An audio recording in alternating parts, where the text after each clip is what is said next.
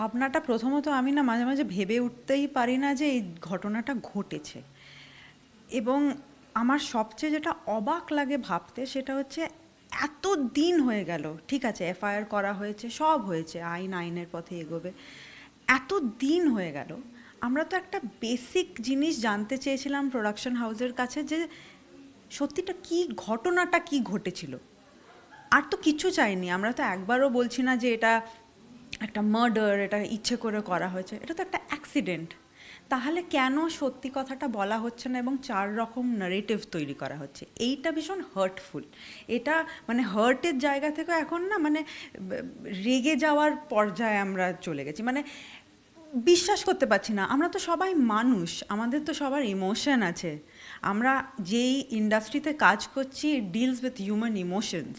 আমরা সেটাই পোট্রে করি অন স্ক্রিন। যারা লেখেন, যারা ডিরেক্ট করেন, যারা অভিনয় করেন, তারা ইমোশন নিয়ে দিনরাত থাকি। তো আমাদের মনুষ্যত্বটা, আমাদের ইমোশনগুলো কোথায় গেল, এটাই হচ্ছে আমার প্রশ্ন। কি বলবো, মানে ভীষণ ইমপেশেন্ট লাগছে।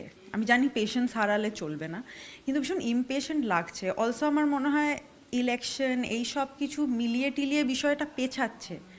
কিন্তু ওই একটাই তো জিনিস, মানে সে ইলেকশন হোক বা তদন্ত হোক, সত্যি কথাটা যে এটা অ্যাক্সিডেন্ট হয়েছে, কিভাবে হয়েছে, এইটুকু বলার জন্য তো 30 সেকেন্ড লাগবে।